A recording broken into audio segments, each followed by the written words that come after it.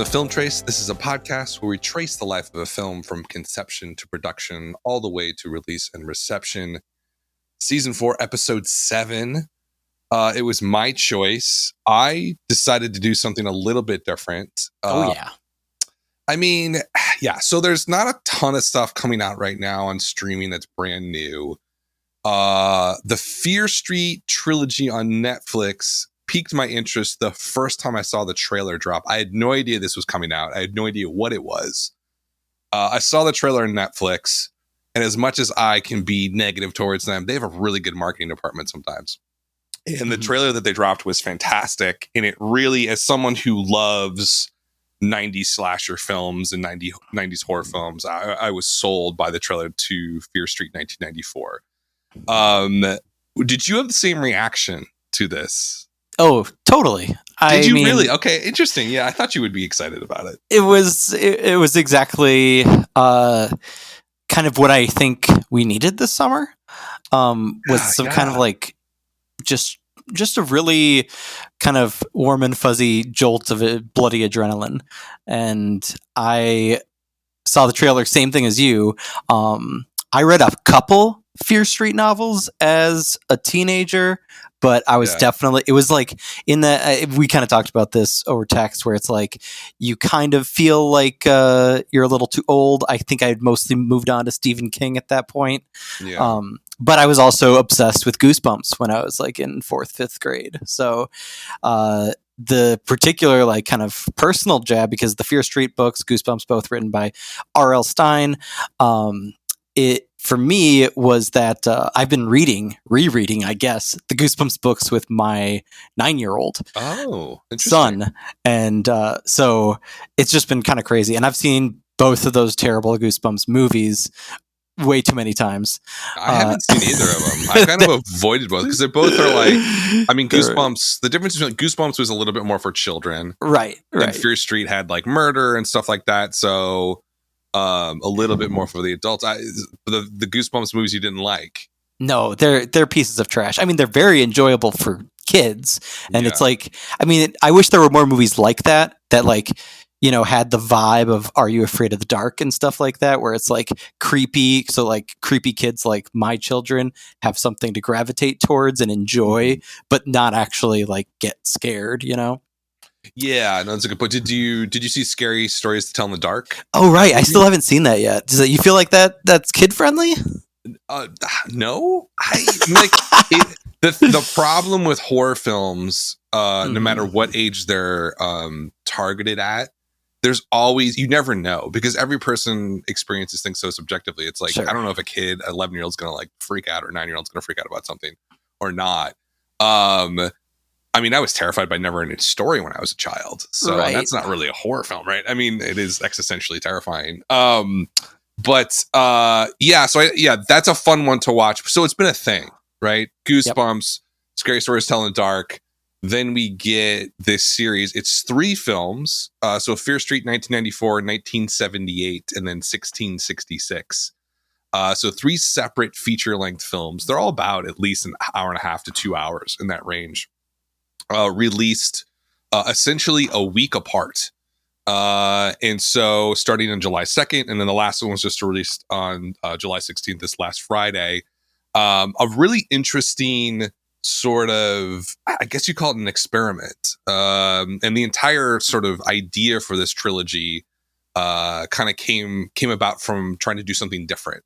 And so, but what I found very fascinating, you know, diving into this movie series is it being on Netflix. I just assumed that it was a Netflix thing, that Netflix had said, hey, we need to change how we release movies. It's kind of experimentation, releasing and distribution.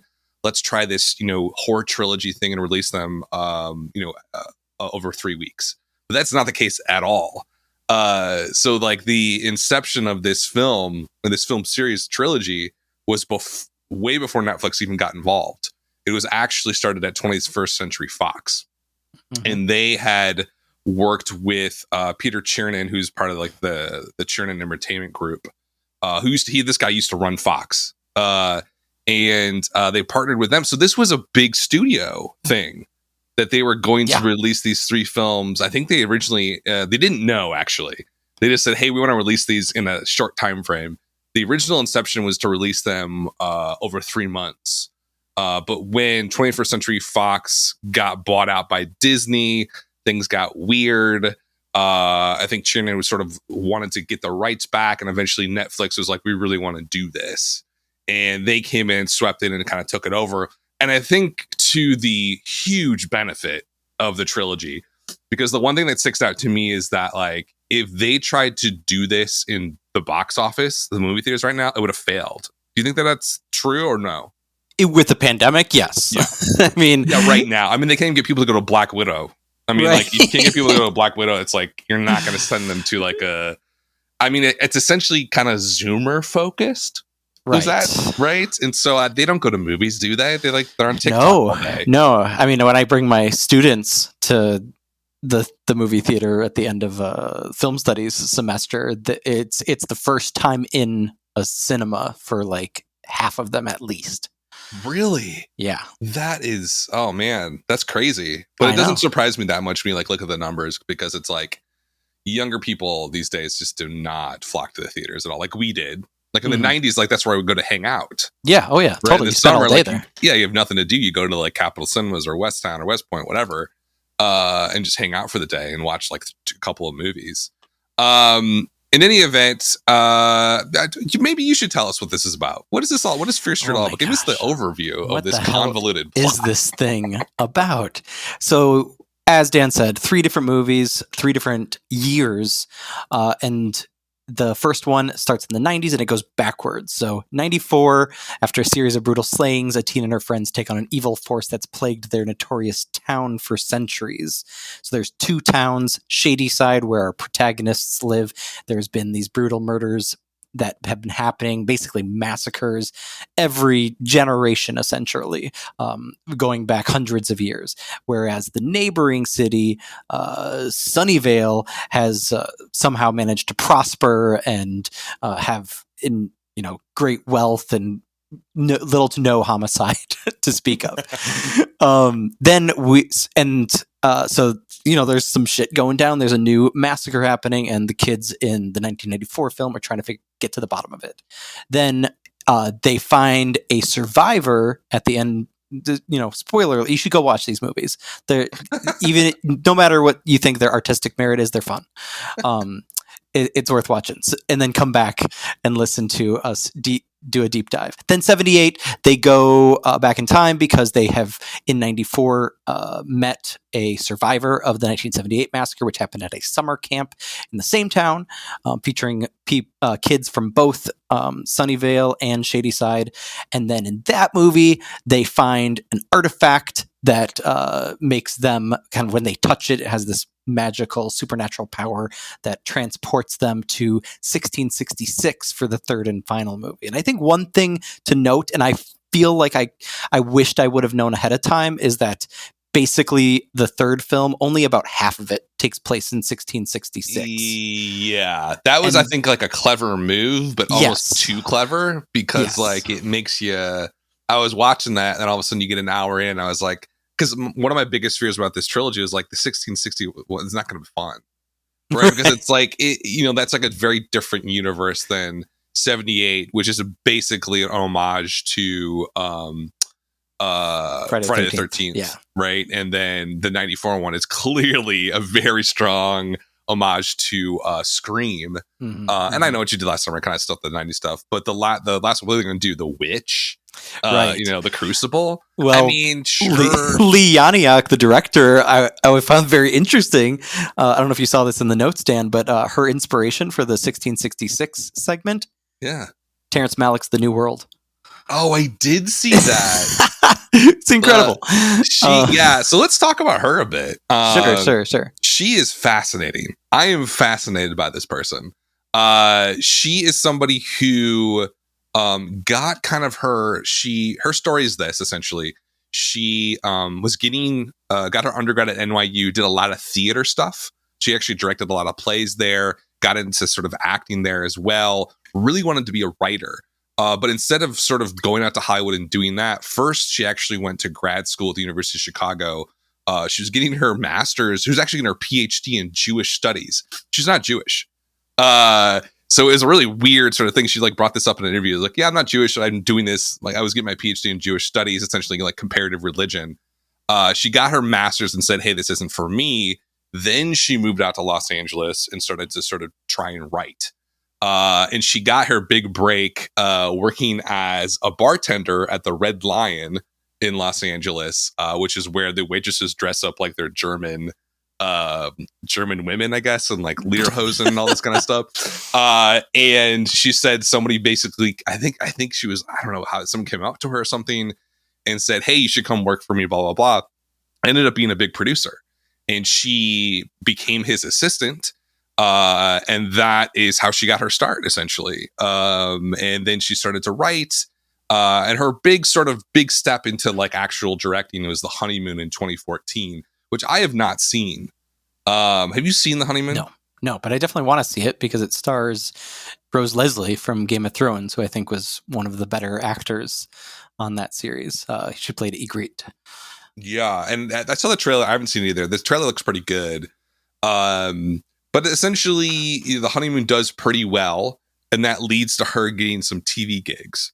And that's where she kind of gets on this Fear Street path. She did a few episodes of the Scream series on MTV. And then I believe on Outcast. I don't know what Outcast was on, like Cinemax or something. Yes, I've never heard of it. But once again, sounds interesting. She's been pretty much under the radar, even though... and I mean, she got scooped up by Peter Chernin, right? Co-founder and partner at the Chernin Group, which does not probably ring a bell for most people, but is clearly like a pretty kind of a quiet powerhouse in the industry. Has produced everything from New Girl on Fox to the new Planet of the Apes trilogy, Hidden Figures, Greatest Showman, Ford v Ferrari, and also Peter Chernin himself, back when he oversaw Fox Filmed Entertainment from 96 to 09, ended up being kind of one of the main money men to make James Cameron create Titanic and Avatar. So like, if you're going to have somebody, figure out a way to make horror do something new and huge, like a Fear Street trilogy, especially during a pandemic, I feel like this is probably your guy. And this is why you got it made, and why he saw the benefit of scooping up somebody kind of younger and on the upswing, but that hadn't really made anything huge yet, but clearly had tons of raw talent, like Leigh Janiak. Yeah, exactly. It was interesting because when I first came across her IMDb, I had no idea who she was. And I went to go probably after the second movie. I was like, well, who's making these? Is it the same director? And you go back and look at IMDb, and like, we stated everything she did. Like a few TV shows, one pretty indie film that she shot up at her family's cabin in Canada. There's a micro budget probably. So there's no real indication here. The only thing that popped up was that she was attached to the Craft remake a couple years back, but that fell through with her. So this is like, you go from kind of a micro budget film to doing 3 back-to-back films for 20th Century Fox. It's pretty crazy. Like, it's a huge leap. But I'll be honest, we kind of get ahead of ourselves, but she really, like, at her first at bat at like a major kind of studio film, I think she does pretty phenomenal. Like, trying to tie all this stuff together, it's not easy to do. And it's, one of the things that sticks out to me about these movies is that this is, despite the fact that they are, I would say, a hard R, there's a lot of violence, a lot of swearing, some significant gore. It's also walks this fine line of being, like you said, very fun and actually very enjoyable. They're pleasurable films pretty much across the board.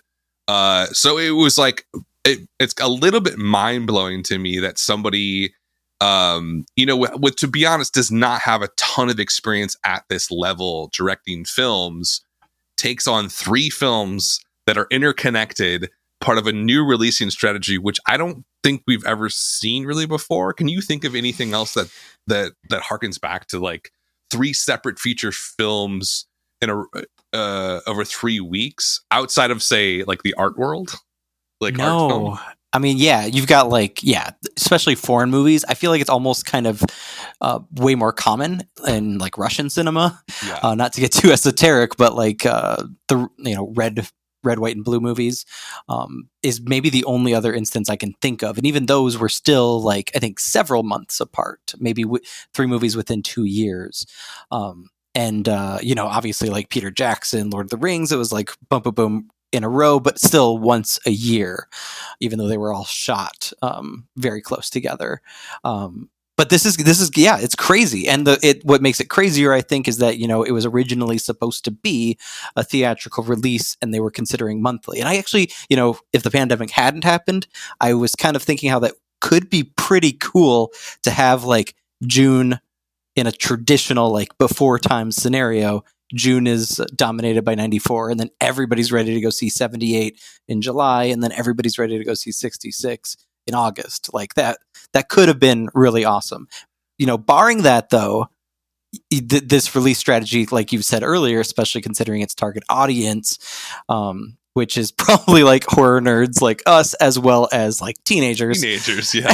Yeah. 40-year-old white dudes with glasses and 17-year-old girls are in the same boat. But I mean, you can't get much better than that. I do think that like the content glut is definitely kind of unfairly drowning these movies, even though I think all 3 of them are still now, a week after 66 came out, in the top 10 for Netflix. But still, it's like it's as good of a scenario as you can imagine, considering the circumstances of being, maybe out of a pandemic. I don't know about those Delta numbers, but Delta's not looking great right now.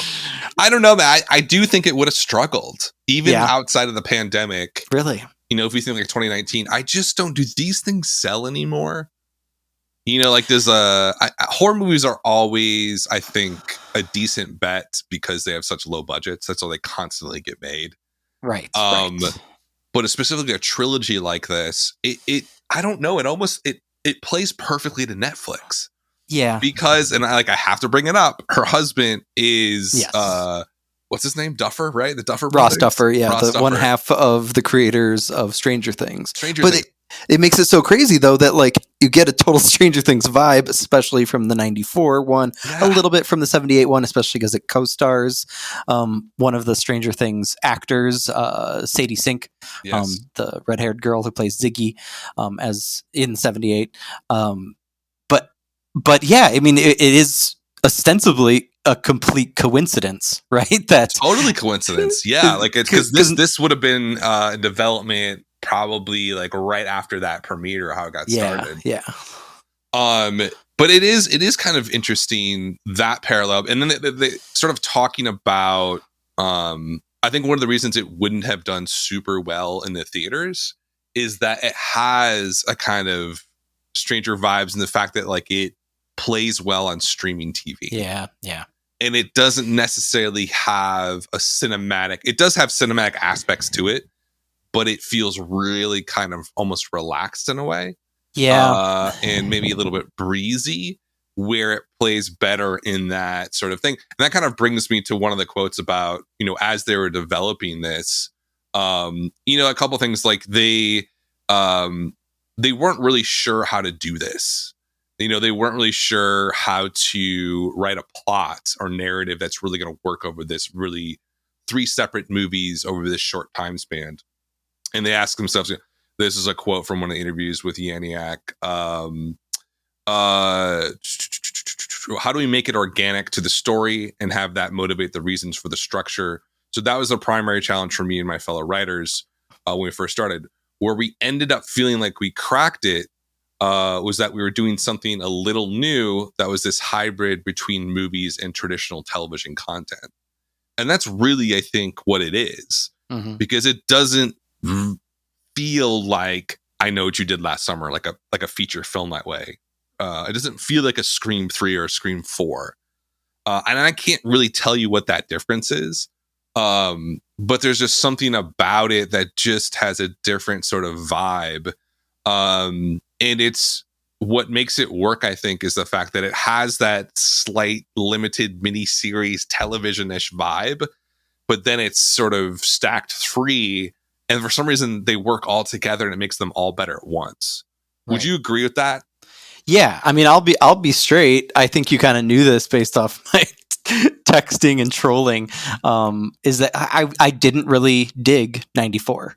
I was really, yeah. I was like, this feels like so much. Like it just felt so scattershot and kind of bloated. And I mean, I liked aspects of it. There were scenes that I thought were really well choreographed on a horror level, and there were character moments that were really interesting on a story level. But it just felt like I kind of felt very much like.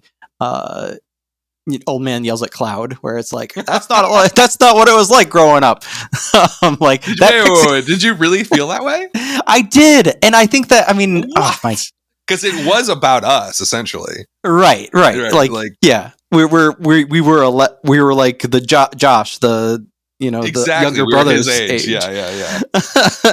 But I will say that like what you said is spot on. Like as soon as I started watching 78, and especially as soon as I started watching 66, I was starting to like really feel everything pull together cohesively and clearly, and it's I would almost feel like I think it would be dumb if we were doing a podcast episode about each of these movies. They're all one thing. Yeah, I don't think it really works, especially because this is a little loose thread from earlier. Since the 66 movie, the third one, only half of it takes place during the settler colonial times. The other half comes back to 94. And I will say that even though like I was like really rubbed the wrong way the first time around with those characters and that story and just like the kind of neon garishness of it. But when those characters came rushing back and I was like, okay, I'm going to spend another like 45 minutes with these people. The fact that like them combined with Gillian Jacobs playing the older version of Ziggy, and then also seeing like all the one thing that probably should be noted that I think really made the movie work is that they had both actors from 78 and 94 playing the 66 characters. Yeah. And so the way that congeals is really interesting too, so that by the time they're back as their 94 selves, I'm just like totally in on it. And it was really incredible to like kind of see how my own reaction changed so exponentially over the course of watching it, because you're right, all the piece, I mean, it has the pieces of TV, because where it's like, you plan out a season and you really, a lot of people referred to how the third movie stuck the landing. That's usually a phrase reserved for like the season finale of a TV show. Yes, exactly. Right? Yeah. But while I do think that argument has some merit, it feels kind of moot, because at the end of the day, they're all one thing, and it felt like I was watching a season of a show from the beginning to the end. But at the same time, like it's very clear, especially like reading from Janiak's point of view, like the 94 one is Scream, 78 one's Friday the 13th. Like, I don't know, it's a really cool new way to think about how much we can blur the lines in this weird streaming place where people are releasing both movies and TV shows nonstop. Yeah. I mean, it really is, think about why we do this podcast, right? I think we do it because we're fascinated by how films come into being, essentially.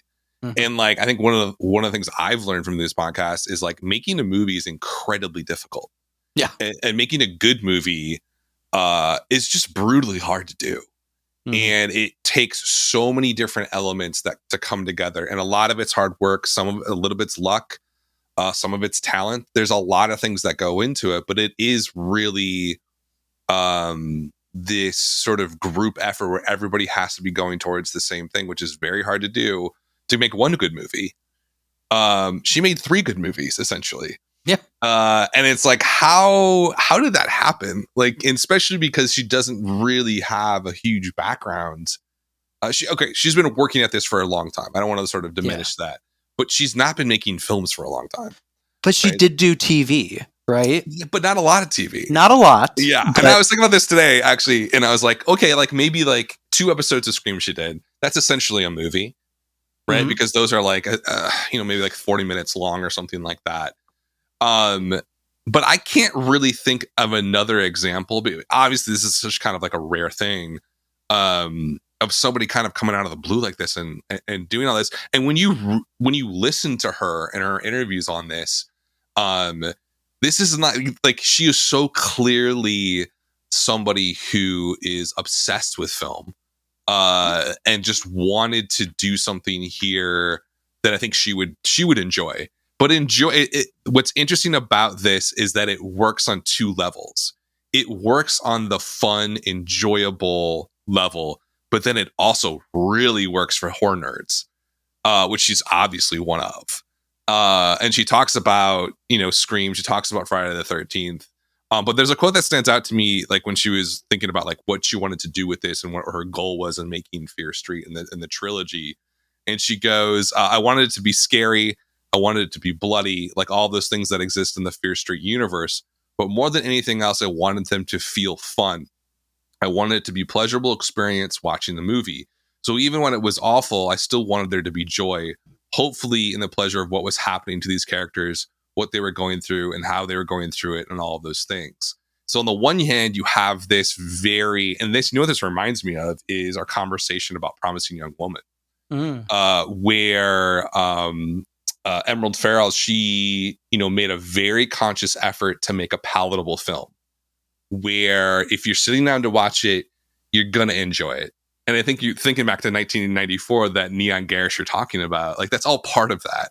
Right. It's part of this way to engage you as a viewer and kind of excite you and visually titillate you in a way. But then there's this whole other layer going on. And I think, if you're a Zoomer who hasn't seen Scream or hasn't seen all of the Friday the 13th movies like I have like 5 times, right? You don't necessarily need the subtext, but the core of it works really well. But I think the subtext is super strong. I don't know. Do you see those 2 strands going on here? Yeah, totally. And, it was something that was unfortunately spoiled for me on Twitter. I had kind of in advance known about, I don't know if I'd call it a twist, but the reveal that occurs in the 3rd film that really kind of makes the subtext text in terms of what it has to do, what the stories have to do with oppression and patriarchy and so on. And I don't think it changed the impact for me. The fact that I was spoiled for it. One thing that really also kind of calcified my admiration for the trilogy was that you had this kind of so the Fear Street books, right? They are fun, they are breezy, they're trashy though, right? Yeah. Like R.L. Stine, he's never one that's been looking or trying to do subtext, which fair enough. He's just trying to entertain kids, and the fact that he's getting kids to read and enjoy stories is good enough. But then the fact that there weren't like specific titles from the Fear Street series that Janiak was adapting with her co-writers, she's just taking that world and the essentially 2 families, the good family and the fear family, and those 2 cities, Sunnyvale and Shadyside. And that's basically, other than that, it was blank canvas for them. They, took bits and pieces from some of the Fear Street novels in terms of like character beats or, action, like set pieces for murders. But other than that, it was like just a writer's room, like essentially a writer's room for a season of a TV show where they have to break the stories. And the fact that then they were able to do that in that intricate, but as you said, still like easy to digest kind of way, I think it's a really cool stepping stone almost. The fact that, it's subtext, at least for the first 1.5 movies, but I feel like there's this moment and I have to really sit on it still. I literally finished watching 66 right before we started recording tonight. But I actually think 1978 is my favorite of the three. Wow. Yeah.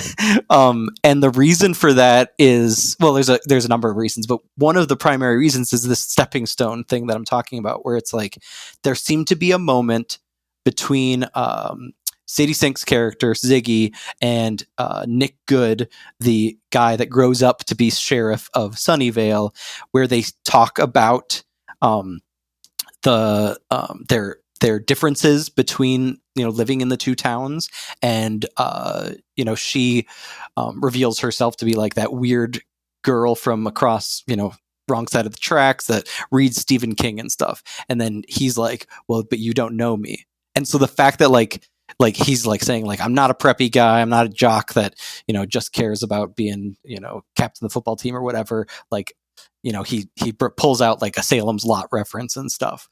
But then the fact that then that ties in to that reveal in 1666 to kind of bring the subtext to the text level, and it becomes very clearly about patriarchy and domination and oppression and marginalization of various communities.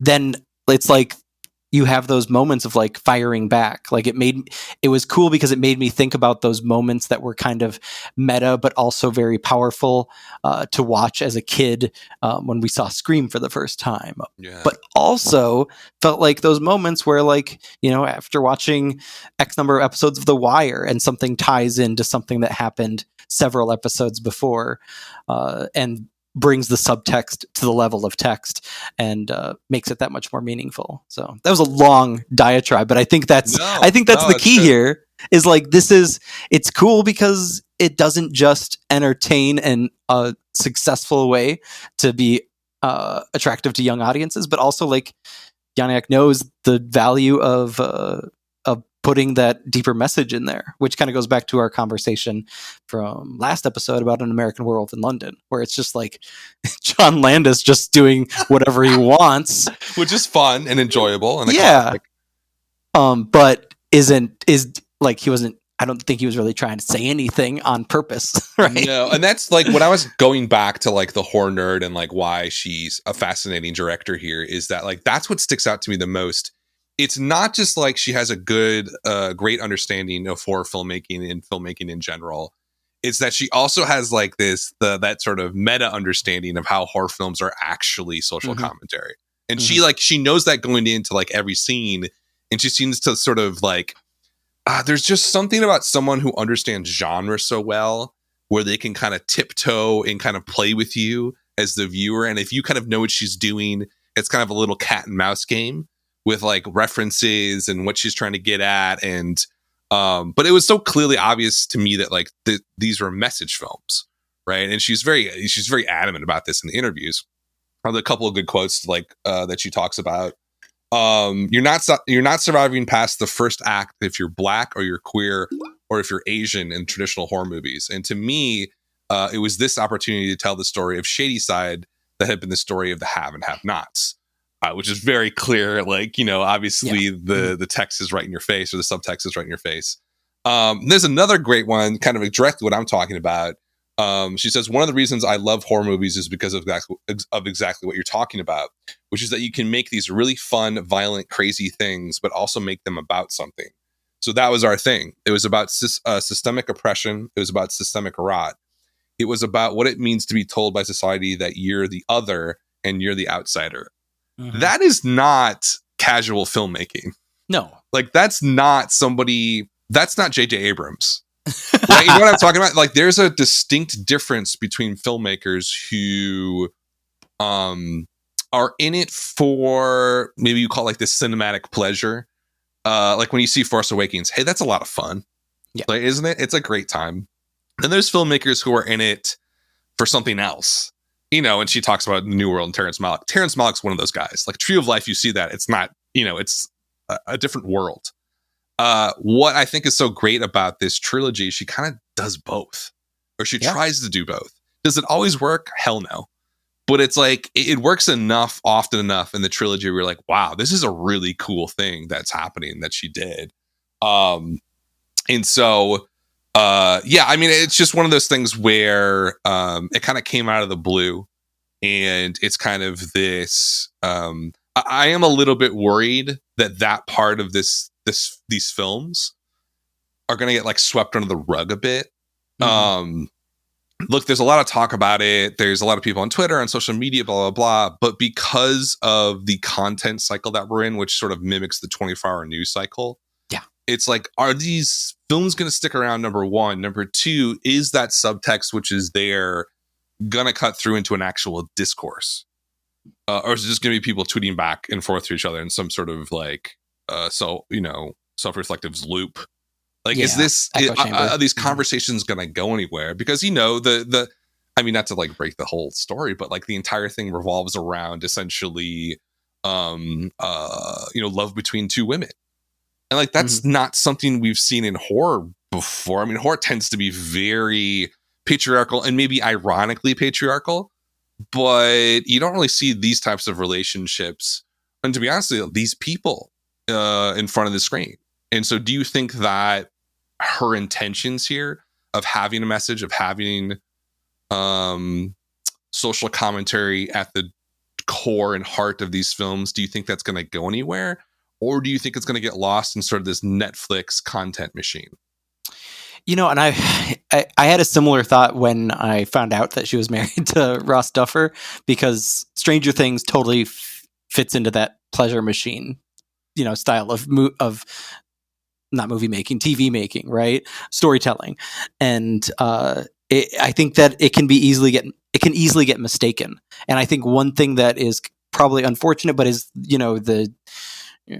it's the double-edged sword of making a trilogy, is that you get to make something big and cool and you follow the characters throughout the three films. But I mean, I'd be curious to know the numbers. I'd imagine that 94 is one that there's going to be a bunch of people that watch that and not the other two. Yes. Right. Yeah, I think you're right. Yeah. And so you're going to miss all of that, but at the very least you'll get, the lesbian romance front and center, which, like you said, is huge, which is sad thinking that it's 2021 and that's maybe the first time that's happened in a horror movie, a wide release horror movie anyways. But the other thing that came to mind is like, even those moments where I was like, I don't know about this trilogy, I was still appreciating the fact that it was a big swing, right? Like, you have to admire, if nothing else, that she's taken huge chances, and her whole team is too. Yes. And I'd say the cast too. I mean, we haven't really talked about the cast much, and I once again had some issues with how obnoxious they were selling some of these characters and lines in the first film, but like especially seeing them go into colonial settler mode in the 66 version, where it's like, are we like doing like a kiddie version of Arthur Miller? And I'm like, whoa, like these kids can act. Like, it's pretty impressive on both like a technical level, even if, like you said, there are moments that don't land. At the end of the day, the whole thing overall did, and that's way harder of a thing to do in movie making than so hard. The opposite. Like, there's been some funny comments on Twitter about like, how interesting that a trilogy where it's all helmed by the same visionary and not, instead of two competing visions, clearly making reference to like the latest Star Wars trilogy, right? Oh yeah, okay. Where it's like, I mean, that goes back to exactly your theory about like pleasure machine versus message machine. Like Rian Johnson sandwiched in between J.J. Abrams. Like, you can't have a kind of worse way for it to go. But I think. Oh, go ahead. Yeah, keep going. No, I was to kind of go back to what you were saying earlier about where is this going to go in the future of horror movies, or in the future of Netflix movies? I don't know, man, because I was like looking back at Netflix original horror movies, and there's a lot of them, which I think I knew, but I did not realize I've seen so few of them, but I did not realize. Fun fact: there are 12 Netflix original horror movies from the past 4 years that are certified fresh on Rotten Tomatoes. There's 4? 12. Oh, gotcha. And in the past 4 years. So interesting. So like, and I haven't seen any of these movies. I've heard about some of them, but like just looking at the, the log lines, like they all seem like they're message horror, and they just get buried because they're not the big shiny thing. And that's been, honestly, that's been a problem with Netflix for at least 5-6 years. And they just got into original content less than a decade ago. Like 2013, I believe, was the start. House of Cards, where they really Beast of No Nation. Beast of No Nation. Yeah. What year was that though? That was later, wasn't it? No, I think that was 2013 also. Yeah, those were the two. House of Cards was TV, and Beast of No Nation was movies. Which also, like, think about the distinction between those two artistic merit. It was a complaint, like, almost immediately as Netflix started to devour smaller films that creators complained. Like, they're like, yeah, you can sell your film on Netflix and make some money, but it's going to get buried and no one's going to see it, or not a lot of people are going to see it. I think it's a real, this one, I think one of the advantages, it is so sort of like poptimist, and it does have that sheen to it, where it is going to attract people to go see it. But like, yeah, you're right. Like, are people going to watch all 3? My concern though is, like, they're going to watch them, and it's going to be, they're going to watch them like they watch Stranger Things. And, like, look, I have nothing against Stranger Things. It's a fun show. Don't get me wrong. There is very little subtext to that show. Yeah. It is essentially regurgitating Spielberg and 80s stuff. And that's fun, and I enjoy that. But that's like going to Panera and just sort of eating something really quickly. You never remember a Panera meal unless you get food sick, right? Am I not right? Like I go to Chipotle like 3 times a week, and it's amazing, and I love it, and I have a really good sense of their, like, joy is associated with their brand with me, but I never remember a single meal I eat there. Right. So I think, like, this is, to me, is like, what is this? I don't know. In the food world, I could keep going with this analogy. This is like a Shake Shack, like an In-N-Out burger. No. I do not think, unfortunately, the messaging of this film is really going to get through all that much. Except to the horror nerds and the film geeks. Yeah, but we don't, we already see the message, we always see our messages. We see nothing else. There is the plan, though. So to know, when this film was conceived, or the trilogy was conceived, Chernin here is basically like, let's make a Marvel version of horror. Oh, yeah. But, like, the problem with that, though, is we already have that. And we covered that this year. The Conjuring. Right? And so, come on, Conjuring's great. I love that. That was a fun movie. But I don't know. Yeah, it's sort of, I don't know where it's going to go. What surprised me about this is looking at the critical stuff. I did not think this stuff would be, I thought it would, like, for Rotten Tomatoes, would end up in, like, the 60s probably. But it's got the first, in 94 is an 83 from all critics, 89 for 1978, 89%. And then 1666 has 94% rating on Rotten Tomatoes. Yeah. Like, that's high. I mean, the actual ratings are 67, 61, and 68. So that's not like they're masterpieces or anything like that. But they're not meant to be masterpieces. They're meant to be, like, digestible, fun cinema. And then what are the audiences? The audience is, like, interesting. 65% for 1994. They're with you.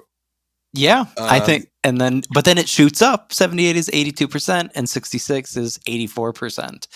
But I do really think that, like you said, it's pieces of a whole. I don't know. I wonder, like, if they had marketed this as, they could have like recut the whole thing to be a digestible, like, 40 minutes at a time, pretty easily.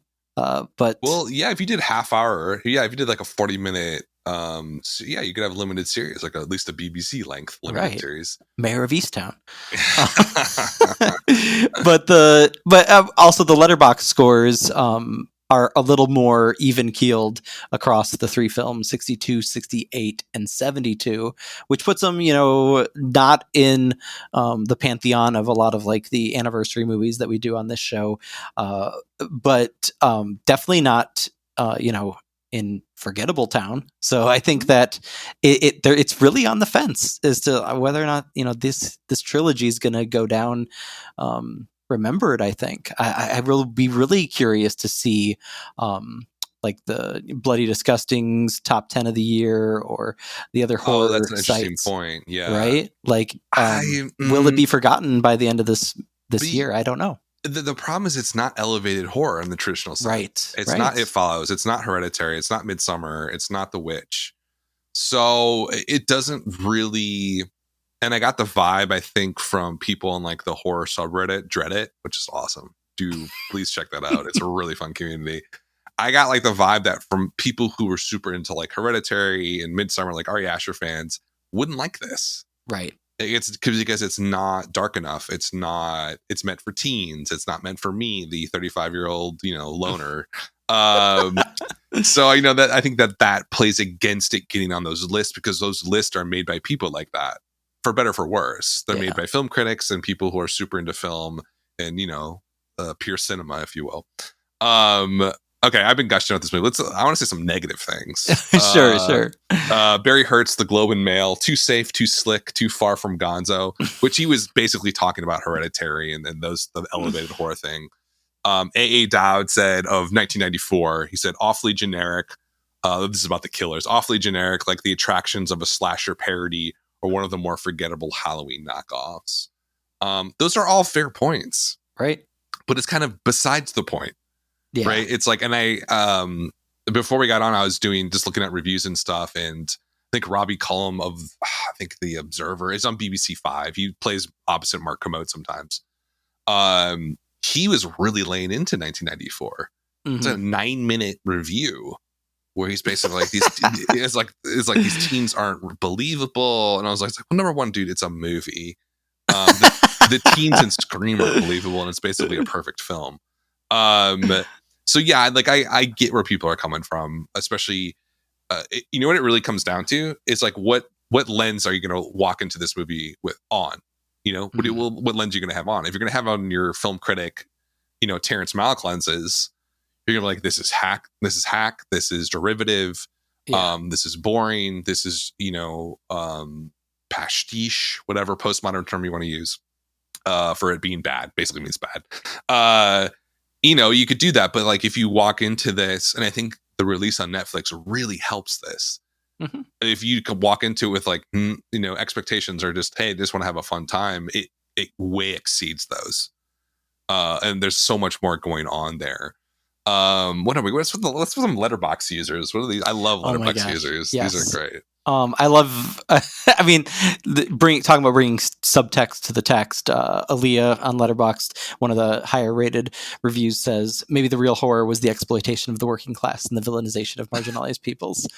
You just said the quiet part loud, and that's what makes it, I think, such a admirable feat, because like in 94 you're not there yet, and so I totally get A.A. Dowd's knock on it, but then with 66 it all comes together. Steven said loved the callbacks and the closure we got, and this genuinely was such a fun conclusion to what's probably my favorite horror trilogy after Scream. I haven't seen Scream 3 in a long time, but it's not good. Like Scream 2, okay, I'll give you that. Yeah, maybe. But and then Mark Krikov wrote, it's basically just a neon-colored 90s mixtape with lots of gore and angry teenagers. And that's perfectly fine with me. Going back to what you were saying about, like, if you go in with low expectations or you go in with, like, trashy expectations, I think you'll be pleasantly surprised. Yeah, there's a lot to chew on, and it's all tastes good, is essentially what it comes down to. Oh, one thing that I wanted to make sure to mention before we round things out is that I was really curious about the sound design for the trilogy. Yeah. I was listening and watching it on my 5.1 system, and unlike anything I've ever watched that was like straight to Netflix, I heard her like using and her sound design team, using full, capability of the 5.1 system. And I was like, what? Why would she do like most people are watching this on their phone probably? Yeah, exactly. But because they had produced this anticipating a theatrical release in 2020, like Dolby Atmos. Yeah, exactly. Yeah. So like, if there's anybody listening, even if I just get one person, or Dan, if you next time you watch these, I know you watch movies more times than I do. Yeah.